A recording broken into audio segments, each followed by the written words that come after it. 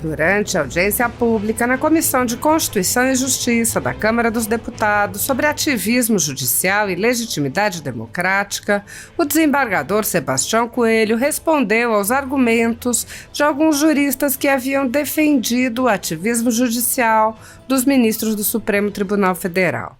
Ele apontou: o belo da democracia é que, mesmo nós não concordando com absolutamente nada do que o outro possa dizer, nós concedemos a ele o direito de dizê-lo. O desembargador rebateu a narrativa de fascismo e as alegações de que o melhor a fazer seria todos se acalmarem e aceitarem os abusos em nome de uma suposta normalidade. Sebastião Coelho disse: nós não estamos vivendo uma normalidade. Estamos vivendo o ápice da crise política patrocinada pelo Supremo Tribunal Federal. Sebastião Coelho lembrou alguns fatos relacionados ao dia 8 de janeiro, como o anúncio feito pelo ministro Alexandre de Moraes pelas redes sociais de como trataria aqueles fatos. Coelho apontou: veja, o ministro deu o tom de como seria a acusação para aquelas pessoas. A Procuradoria endossou e apresentou a denúncia e ele a recebeu como julgador. Isso não é outra coisa do que abuso de poder. O desembargador explicou que reagir aos abusos não se confunde em absoluto com um ataque ao STF. Ele disse: nós não conseguimos tirar um abusador sem uma reação forte. Alguma coisa contra o STF? Não. Nós devemos salvar o STF dos abusos dos seus ministros. Para isso, os senhores ministros têm que ser contidos pelo Senado Federal. O desembargador Sebastião alertou: eu disse em outra oportunidade aqui e repito, se o parlamento não fizer, o povo vai fazer. Se o parlamento não quiser assumir o seu papel. Ele foi aplaudido ao questionar os deputados que têm medo de falar. Ele disse: como um deputado eleito pelo povo tem medo de falar? Então entregue o seu mandato, meu caro. Um suplente vai assumir e ter coragem de falar. Sebastião Coelho rebateu a alegação de que os ministros estariam sobrecarregados, lembrando: problema deles. Foi o Alexandre de Moraes que puxou para o colo do Supremo julgar essas pessoas que não têm foro com prerrogativa de função. Então ele e os demais ministros que arquem com as consequências, inclusive com o assado do Clasão. O desembargador lembrou que o Código Penal prevê a responsabilidade por omissão e disse: o senhor Alexandre de Moraes deu causa ao resultado morte do Clasão por ação dele e dos demais ministros e por sua omissão em analisar os vários pedidos que foram feitos, dizendo que esse cidadão poderia morrer na prisão. Sebastião Coelho rebateu ainda o argumento de que haveria abusos cometidos em todo o judiciário, lembrando que os juízes de primeira instância sofrem fiscalização e controle, às vezes até com base apenas em notícias de jornais, enquanto os ministros do Supremo não estão sujeitos a nenhum controle. Ele disse: por notícia de jornal, o CNJ abre processo administrativo contra o juiz. Fatos pontuais acontecem, mas o dano é muito pequeno porque o juiz, quando pratica algum ato, vai para o tribunal, do tribunal vai para o STJ, vai subindo nas instâncias. Agora, quando isso é praticado nos recursos naturais, quando isso é praticado pelo Supremo Tribunal Federal, não existem esses recursos. O desembargador disse: este é o momento da reação. O mal já está instalado e nós temos que ser a resistência a esse mal. Eles que atraem para eles o desprezo da população.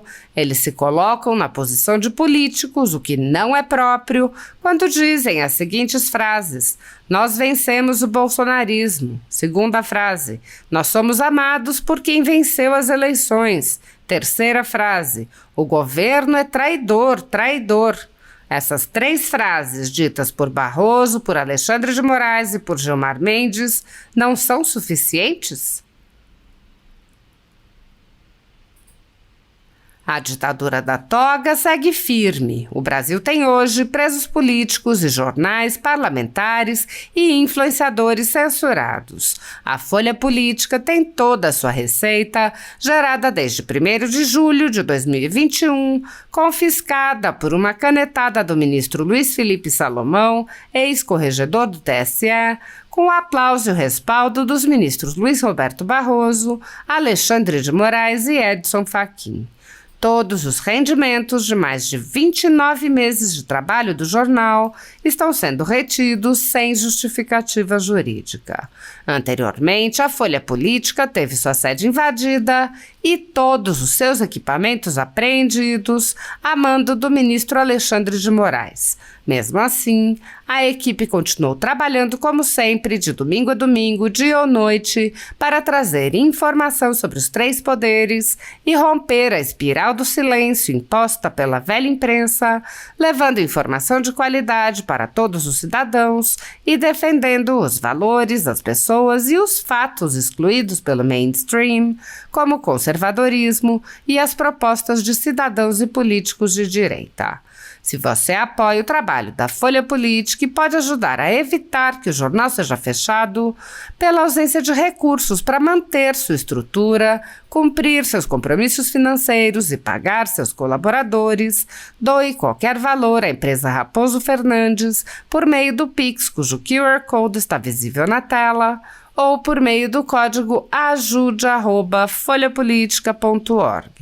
Caso não utilize Pix, há a opção de transferência bancária para a conta da empresa Raposo Fernandes, disponível na descrição deste vídeo e no comentário fixado no topo. A Folha Política atua quebrando barreiras do monopólio da informação há mais de 10 anos e, com sua ajuda, poderá se manter firme e continuar a exercer o seu trabalho. Pix ajude@folhapolitica.org. Assista.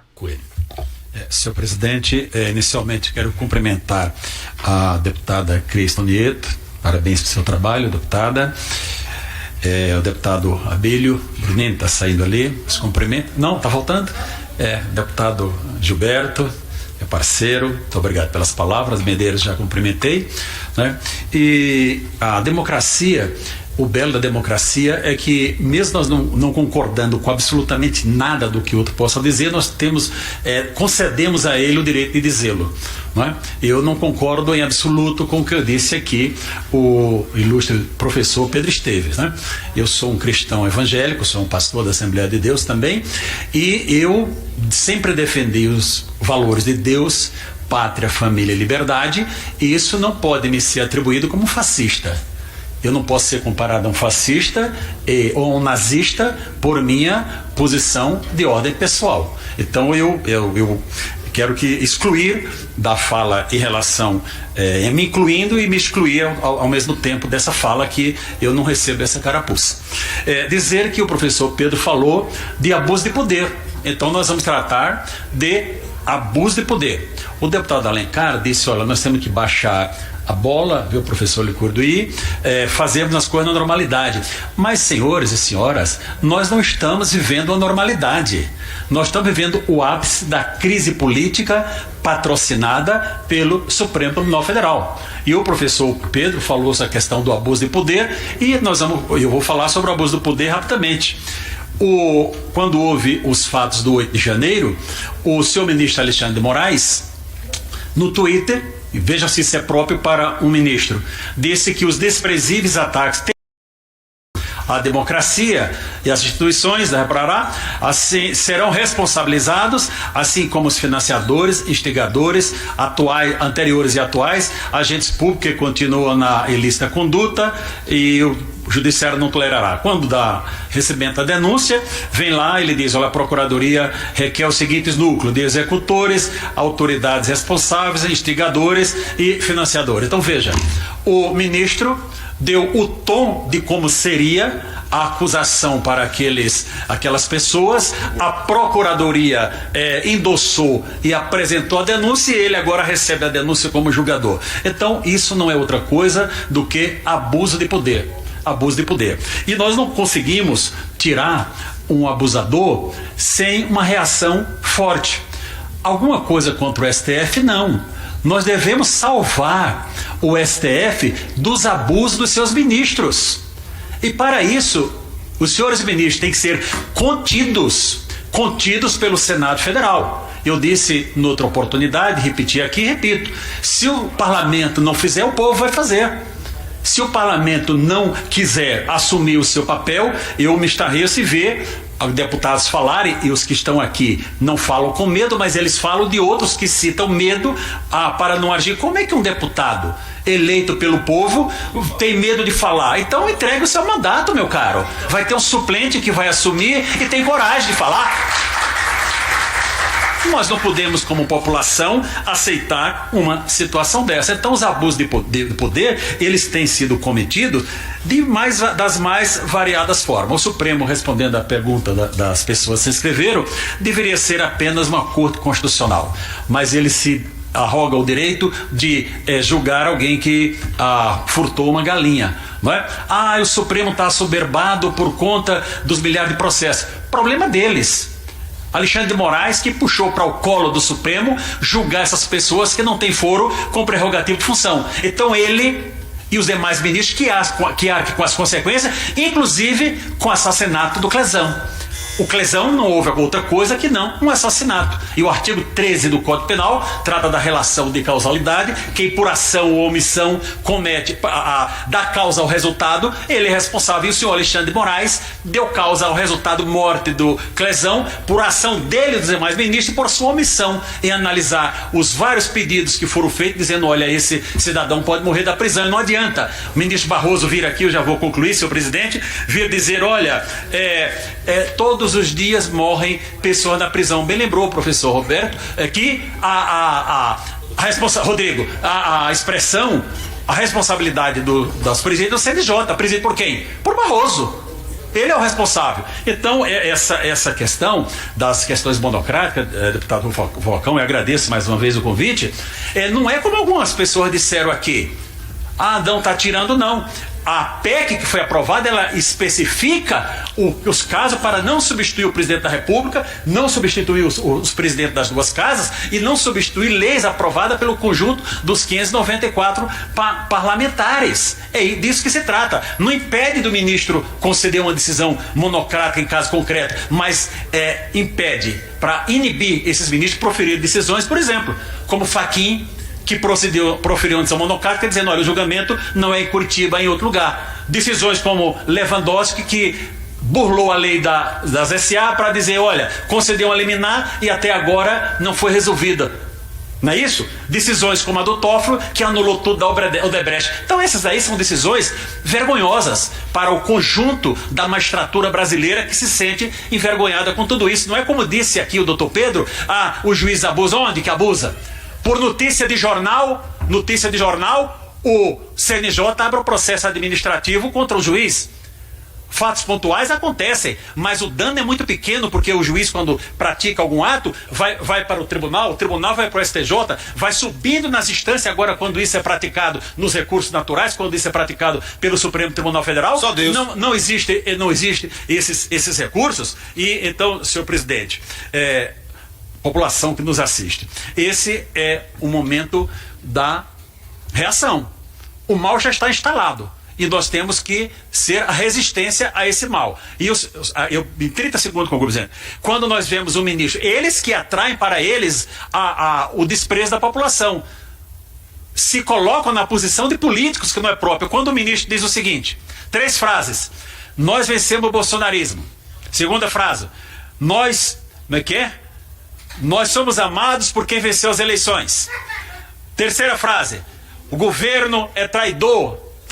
Essas 3 fases, dita por Barroso, dita por Alexandre de Moraes e dita por quem foi o outro que disse isso aqui, meu Deus?